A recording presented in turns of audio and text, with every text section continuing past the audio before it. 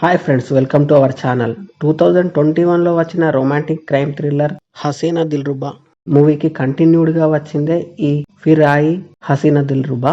ఇప్పుడు నెట్ఫ్లిక్స్లో రిలీజ్ అయింది భయ్య.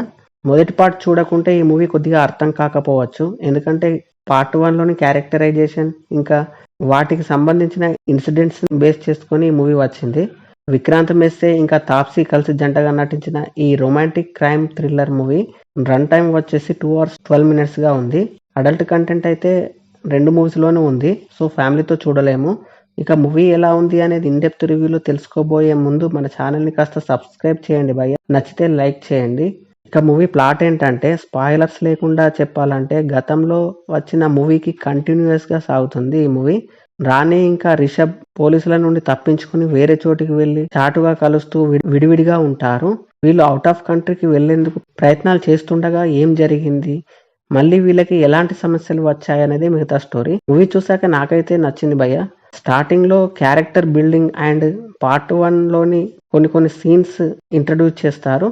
మూవీ స్టార్ట్ అయిన 30 minutes పోలీస్ ఇన్వెస్టిగేటింగ్ నుండి ఇంట్రెస్టింగ్ గా సాగుతుంది. ఇంకా సెకండ్ హాఫ్ ట్విస్టులతో టర్నర్లతో చాలా బాగా ఎంగేజింగ్ గా సాగుతుందని చెప్పవచ్చు. అభిమన్యు క్యారెక్టర్ బాగుందనిపించింది. స్లోగా స్టార్ట్ అయ్యి స్లో పాయిజన్ లా ఉంటుంది అతని క్యారెక్టర్.